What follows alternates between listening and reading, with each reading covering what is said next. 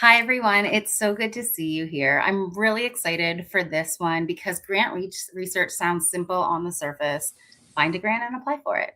But we know that in practice, it can be incredibly time consuming, confusing, and honestly a little overwhelming.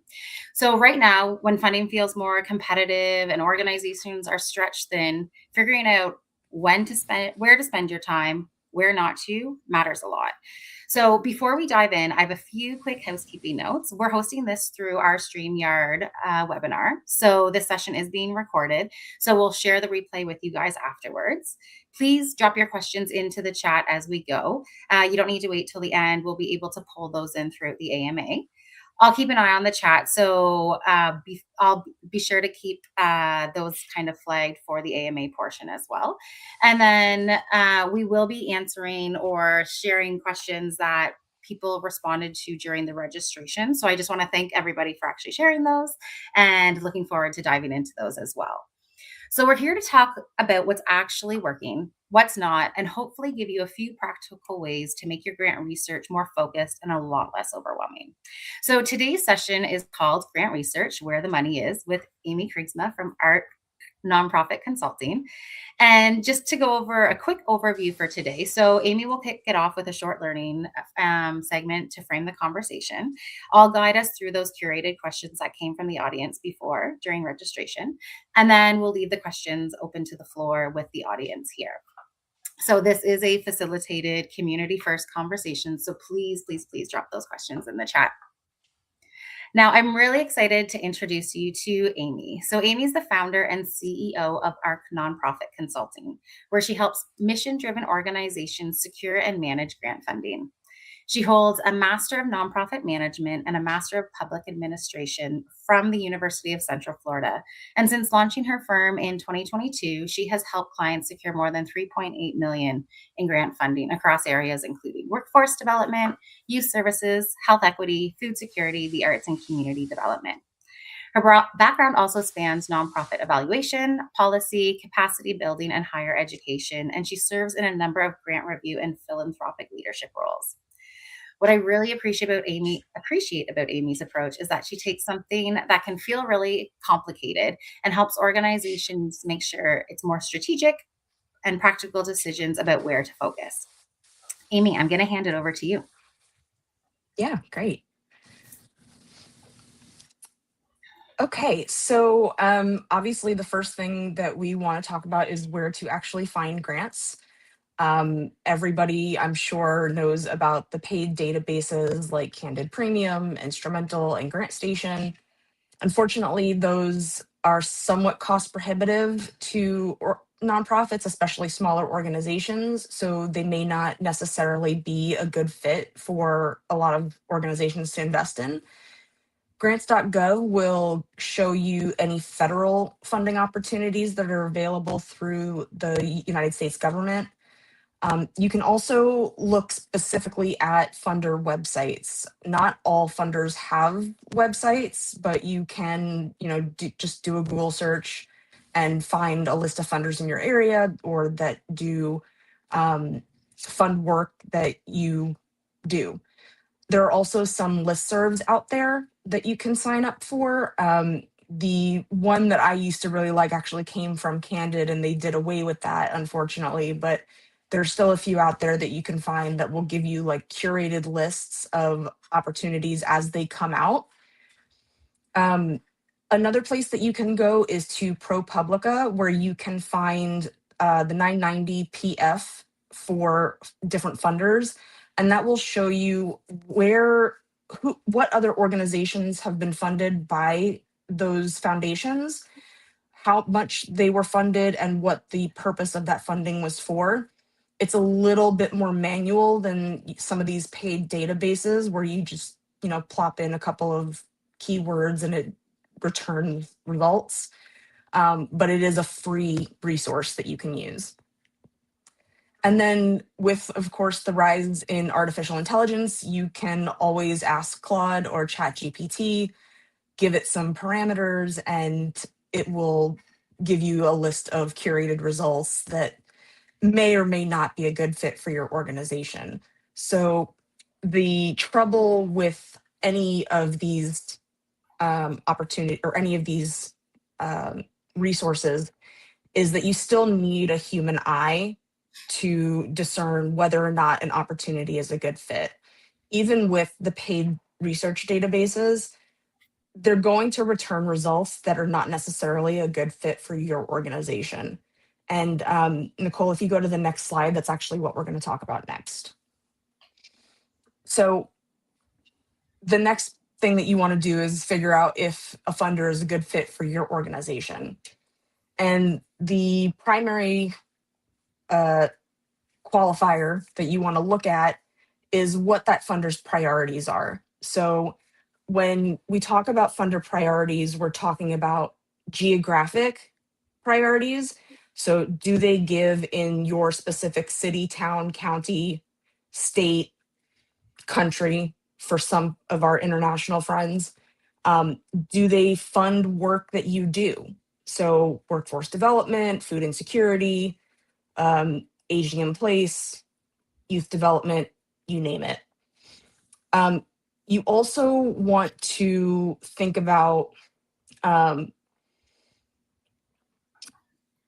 what the funder is trying to accomplish with their giving. So they may fund, for instance, workforce development in a specific industry like healthcare. So if you do workforce development in the culinary industry, that's not going to be a good fit, even though both of you do workforce development. You also want to look at the eligibility requirements. So a lot of funders will require that nonprofits have 1 to 3 years of financial stability before they are eligible to apply. That's typically listed directly on the funder's website for those funders that do have websites, but it may not be listed, for instance, on their 990. A lot of funders will also want you to make sure that you have your 501c3. That's a big one. A lot of funders will not make grants to organizations who are not 501c3 status. I've also seen some eligibility requirements related to budget. So your annual revenue. So I've seen, you know, you have to have an annual revenue of at least $50,000 a year to qualify to apply for a grant. The next thing that you want to look at is the application process itself. So some grants are very simple and just require a basic letter to the funder outlining who you are, what your project is about, how much you're requesting, and what that money will be used for.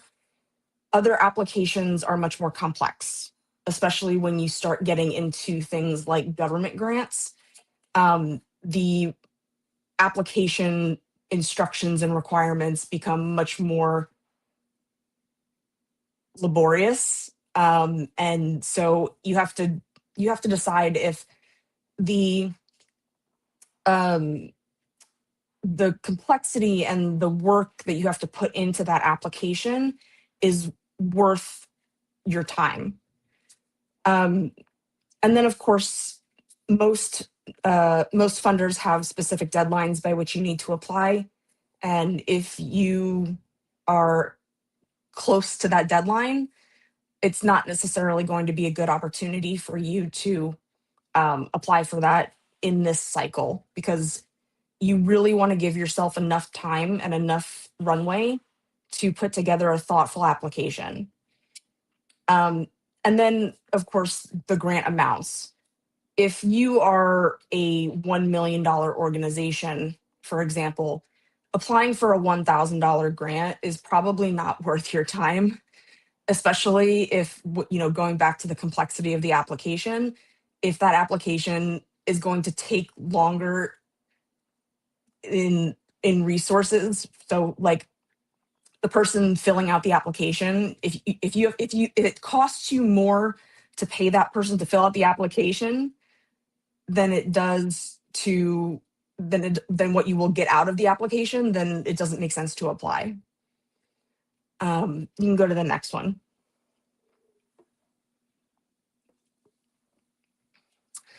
Um, the other thing you have to think about before you start researching grant opportunities is whether or not your organization is even ready to apply for grants. So you're looking at things like strategic alignment. Does your mission, vision, and values align with the work that you're doing? Or is your work kind of veering off from your initial intended uh, mission? You also want to look at your governance and leadership structure. So, do you have the right policies and procedures in place? Do you have strong leadership with experience leading nonprofit organizations? You're also going to want to look at your financial health and infrastructure. So, I mentioned before that um, funders want to see 1 to 3 years of financial stability before they make a grant. Have you made sure that you're filing your 990s on time for the last 3 years? Do you have audited financials for the last 2 to 3 years? These are things that funders want to see before they actually make a grant, and they're often required.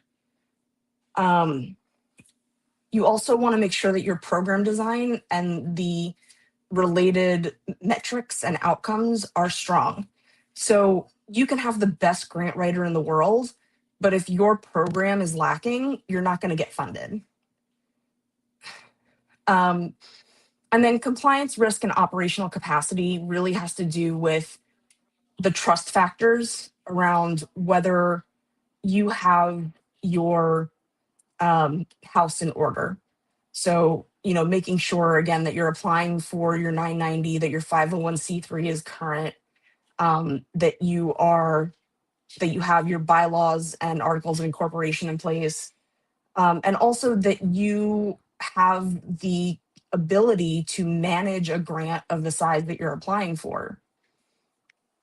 And then you're looking at grant systems and tools. So, are you operating out of, you know, various spreadsheets, 6 different operating systems that don't talk to each other? Or do you have a process in place and tools that you can use to actually manage a grant effectively? So before you start looking outward at what grants to apply for, you really need to look internally at your organization to make sure that you have a solid foundation so that you are actually competitive to apply for any grant opportunities that you find. And I think that's all I have. Thanks, Amy. That was super helpful. And I think there are some really interesting and helpful things to consider that you've already shared throughout that are people are probably already connecting back to their organization. So I really appreciate you sharing all of those details. So we're going to get into some of those curated questions. And I think a common thread across all of them, and you answered some of these pieces, is where do I look? How do I know what's actually a fit? How do I stop wasting time on grants I probably shouldn't be applying for anyways? So we had some really specific examples around like grassroots organizations, veterans, climate work, children's arts programs. So I want to get into some of those as well. But I want to start with the people who are looking at like how to even start at the beginning. They Mhm. don't even know where to begin. So I'm wondering, for an organization that feels stuck or overwhelmed with like the entire process, where should they actually begin with the grant research? Where they should start is actually internally. So you want to make sure that your programs are really well defined and well thought out, and that they will be well managed before you even start looking for grant opportunities. Because if you don't have the answers to the questions that funders are looking for, you're not going to be successful.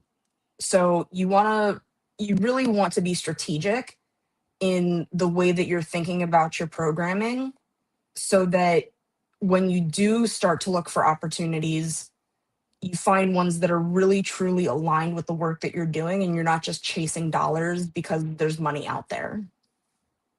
Yeah, I feel like there are a lot of organizations, unfortunately, who are having to do that right now. It's just that trying to see what's available and throw the spaghetti at the wall to see what Mhm. sticks, but that is a waste of time, obviously. And it is, as you mentioned, if it costs so much to produce these grants and they're not getting the funding, it's tough for organizations to live in that space.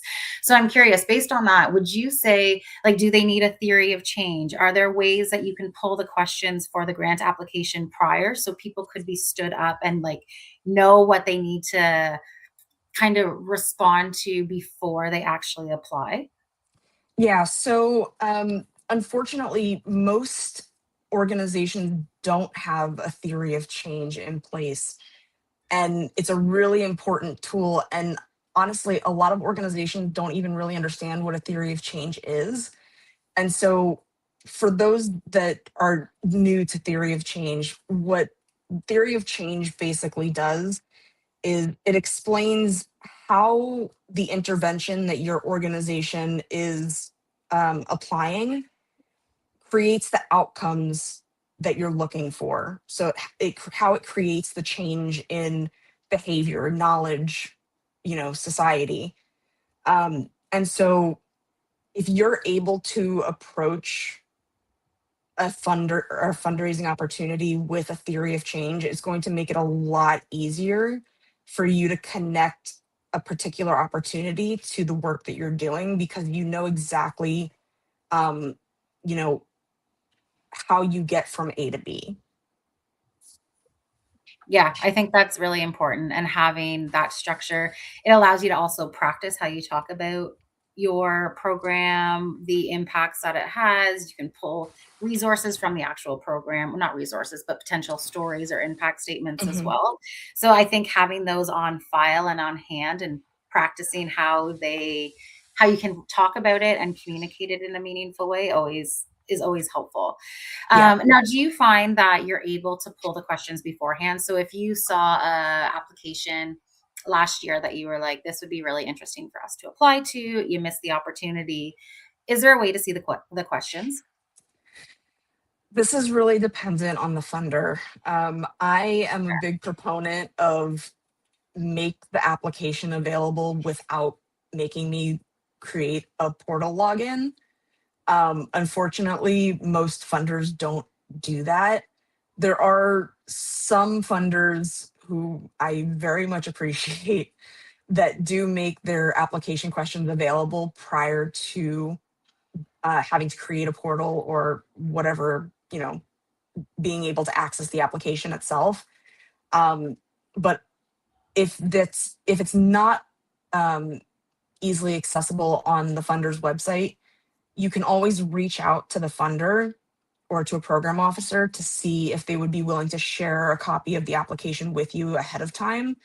Now, that's still not a guarantee, but it's at least a foot in the door. It also gives you a really good excuse to contact the program officer and start to build a relationship with them before you even submit an application.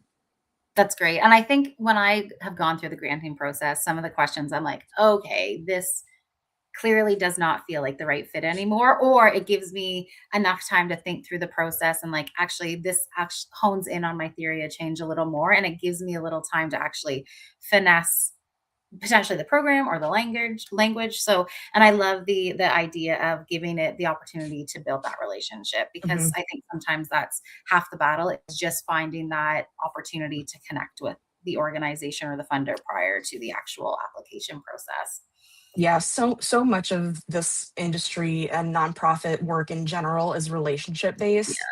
And that's not just, between nonprofits, that goes with funders too. And, you know, program officers are just people, just like we are. They have their lives, they're trying to do good work.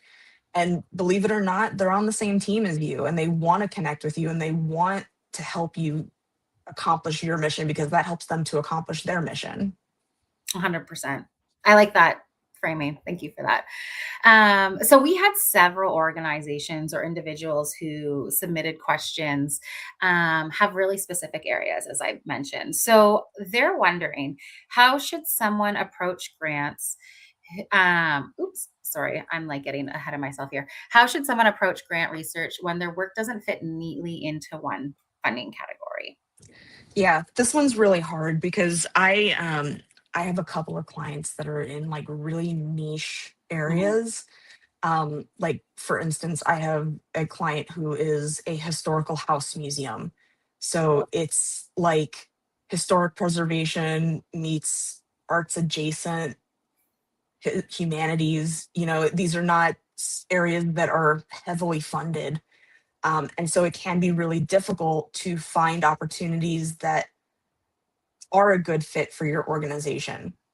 Um, my best advice is again to reach out to the funder and make sure that, you know, a lot of funders have they describe their funding priorities in really broad strokes, like the arts, right? So if an organization like my client is a museum, which is technically under arts, right? That may or may not fit with a funder who broadly describes their funding priorities as the arts. So, what the best approach is really, again, to reach out to that funder and clarify what that funding priority language means to them, and if and describe your organization and the work that you're doing, and see if you're a good fit with that funder.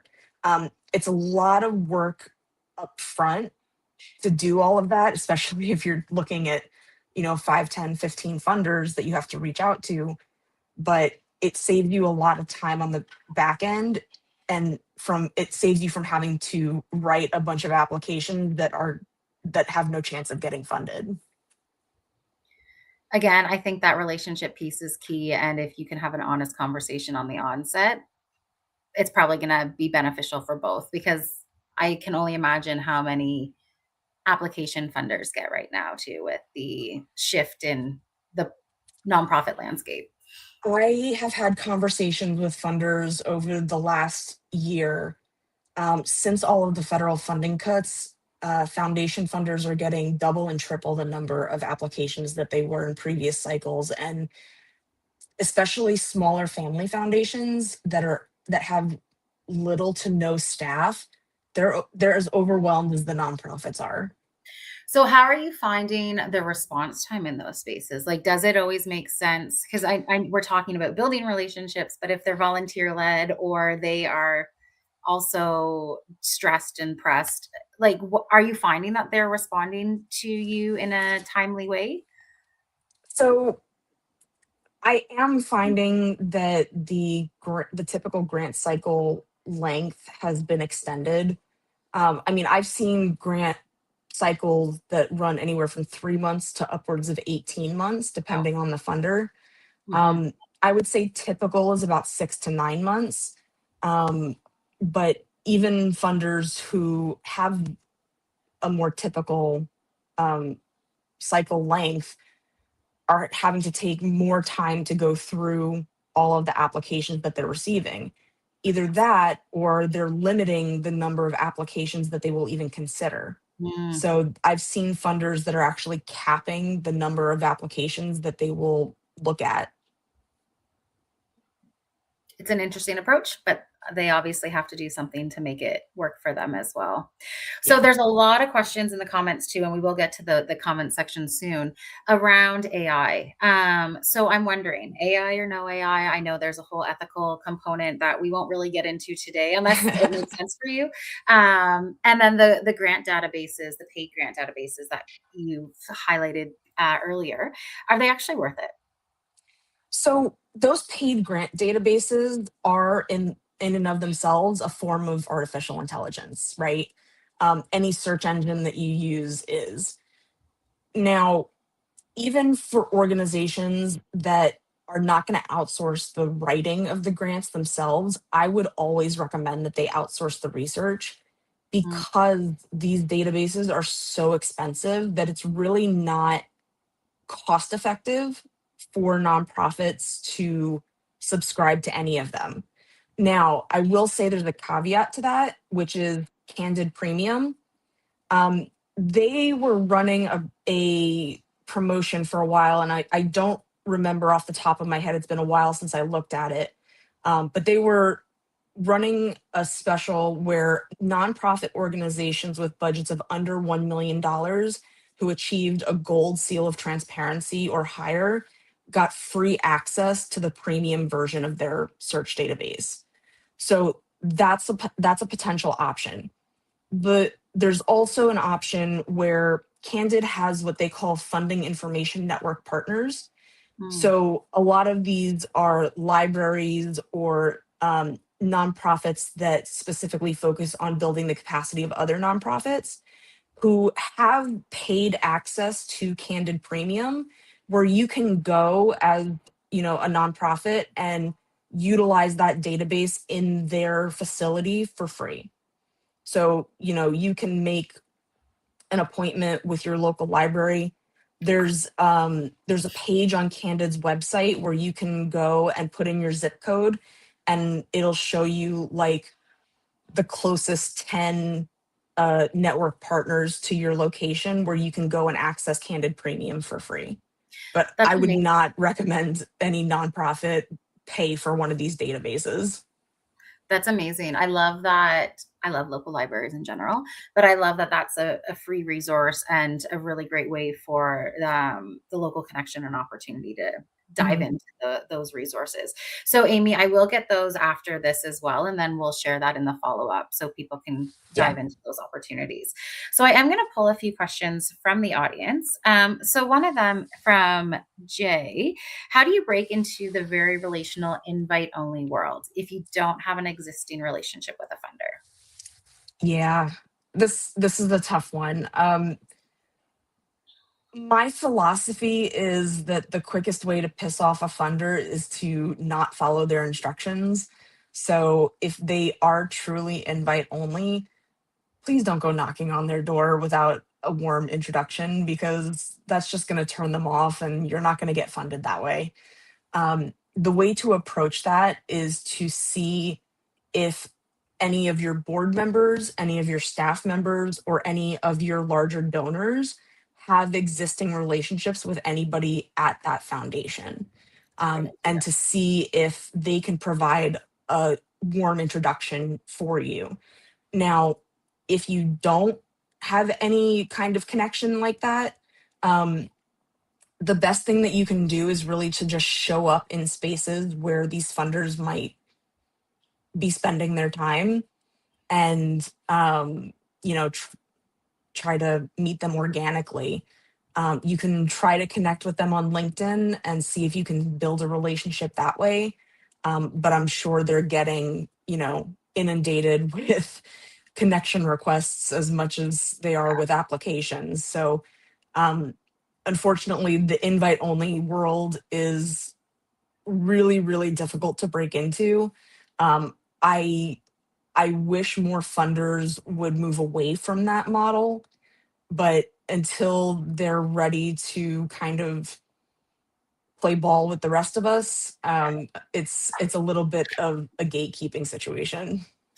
Any recommendations? Because I love what you've suggested here, but any recommendations on finding out where they might be hanging out? I don't want to like totally bombard these individuals, but any tips on like how you would find out what a networking event they might be at, or things like that? Yeah, yeah. So just like nonprofits talk to each other, so do funders. So you want to talk to your existing funders, Mm, especially if you have a local community foundation, and see if those people know where the invite only funders are hanging out, who they're talking to, if they have any advisors that they work with, if they work with those community foundations, if those other funders have relationships that they might be able to introduce you to, um, because you know it's a small community, and funders listen to each other and they ask each other for advice the same way that nonprofits do. And community foundations really do have their finger on the pulse. I think they are our advocates as much as they want to support us. So that's a great approach. Thank you for that one. So I have another question here from Jamie, and it's regarding internal preparation. Is there a framework or checklist tool for building that internal examination of your own organization? So, you can find online things like grant readiness checklists. Um, I have one that I give out. I can, Nicole, if you want, I can send that to you, and you can provide it as a resource afterwards. But it'll really give you a comprehensive view of the things that you need to have in your you know document library, in order to be competitive for grant applications.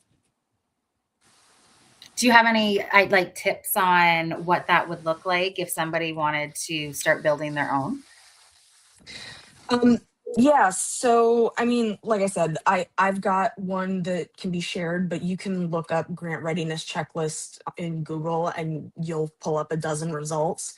Um, and just a lot of it is very foundational documents like your bylaws and your articles of incorporation, and your most recent 990 if you have that, um, and things like that. So, but there's also, at least on mine, there are also some other like tidbits of information that you might need. So, as an example, if you're going to be applying for government funding, especially federal government funding, you need what's called a UEI. So it's a unique entity identifier. And you have to have that, and you have to apply for it through, sam.gov before you're even eligible to apply for federal funding. And you want to make sure that you do that in plenty of time to apply for that federal funding, because it can take several weeks to get that UEI number. That is a great tip. I'm in Canada and I've worked for organizations where we've got funding through the government of Canada. And it's a pass key that we needed. And there's only so many through the organization. It takes a massive process to get it. And yeah, if you're not prepared for that and you're submitting, you think you have everything ready and then you need that to submit, very frustrating and unnecessarily panic inducing, which I have I, experienced as we've all been there. yeah, absolutely. That was a great one. So I have another one here, and it you kind of answered it with some of the other pieces, but I am going to pop it up here for us. So it's from Mike, and he said um, if he's built a workflow utilizing ChatGPT, sorry, and Microsoft Copilot, do you feel that these tools are reliable to use? And I know there's a lot of people's opinions about AI and how reliable they are. So I think this is a good question to kind of give people a sense of how relatable and how reliable they are. Yeah, so I think I need a little bit more information on what he's talking about by building a workflow through those tools. But just with AI in general, you know, sometimes it hallucinates and it doesn't always give us accurate information. So if something feels off, like, go with your gut and make sure that you verify, trust but verify, basically. And I think that's common across all, like, even if you use AI for socials or pulling any kind of research, there is verification tools or ways that you can say, like, can you please include the resource that you found this stat and actually get some of the like additional information that might actually feed into where they pulled this information or how credible that resource or source is. um I've had it a few times where there's things that I've written that I'm like, where? Or I've asked it to pull some information for me, and I'm like, this goes against everything I've ever heard, to find out that it pulled some wild information, which I was thankful I did the big review. And I think that's the other component is always review everything before just relying on Yeah. chats or AI. It looks like Mike added to the Oh, good. comment workflow to gather information in preparation for submitting a grant. So you, if you're talking about gathering your own organization data, you can feed um, you can feed AI. I personally prefer Claude, but you can feed Claude or ChatGPT information that you have already written, or those foundational documents that funders are requesting, and it will base its responses on the information that you provide it. So if that's the case, then you can trust a little bit more if you're feeding it the resources. If you're just asking it to pull information from the ether, um, definitely definitely verify your information. Absolutely. I'm going to just pull a question that came in through the registration form as well. And it's someone was asking about red flags. Like there's obviously so many applications and opportunities to go through. And they're wondering what's a red flag that immediately tells you that this grant probably isn't worth pursuing? When the application process is so complex that it's going to take you more resources to complete it than you will actually get out of it. um, and I see this more and more. I completely understand funders wanting to get answers to their questions and make sure that they're doing their due diligence on these investments that they're making, because they want to see a social return on their investment, right? But it's like how the job interview process has become in the last decade, right? You fill out an application, you upload your resume, and then you have to retype everything in your resume into the little boxes. And then you have to have an initial phone screening with a robot. And then maybe you make it to a second round interview with an actual human being. And then they want you to meet the entire team and sit in front of a firing squad. And it feels, the grant application process feels like it has become very similar in that way, that it's just so many hoops that you have to jump through in order to get even a small amount of money. I have seen some funding applications that are 10 pages long just to get a $5,000 grant, and it's ridiculous. Mhm. And then I'm curious what the reporting is on the other side of that. Probably very similar. Honestly. Yeah, that feels like way too much. I have another one here. So, and maybe this feeds into it, but what's something nonprofits spend far too much time doing in grant research that rarely improves their chances? Mm.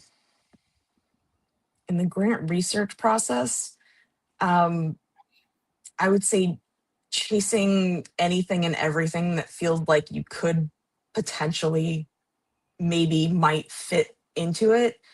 Um, you know, to some degree, grants are a numbers game. You know, logically, if you apply to more grants, you are possibly more likely to get more funding. But when it comes to grants, it's really quality over quantity. And so, a lot of nonprofits will spend time chasing every single funder that could possibly apply to them without doing the relationship building, without doing their own due diligence. And then they just end up spending um, a lot of time and energy wasted when they're not going to get anything out of it. In the grants industry, we call this the spray and pray method, and we do not recommend it. Yeah, absolutely. And then I'm curious. So, there's when you read a grant application, how much of that language are they actually hoping to see back into the actual application? So, like funder language versus actual giving history, how much of it's run by their own AIs and their own tools? Like, do you have any suggestions or recommendations there? Yeah, that's a really great point, Nicole, actually. Um, you know, Similarly, again, to how you apply to jobs and you want to reflect the employer's language back to them, you want to do the same thing with funder applications. Um, I couldn't tell you how prevalent it is that funders are using AI to screen Mhm. applications, but if it's anything like the human resources space, I would say that it's become a lot more Yeah. likely in the last few years. I don't necessarily agree with it as a tactic, but um, you know, you you want to make sure that you're hitting the keywords, but you also want to balance that with answering questions directly. I've also spent a lot of time as a grant reviewer, and I've seen a lot of organizations, writing answers to questions that they think funders want to see, as Yeah. opposed to answering questions directly. And that's not really helpful either. So you want to reflect their language back to them, but you want to make sure that you're also being direct in your responses.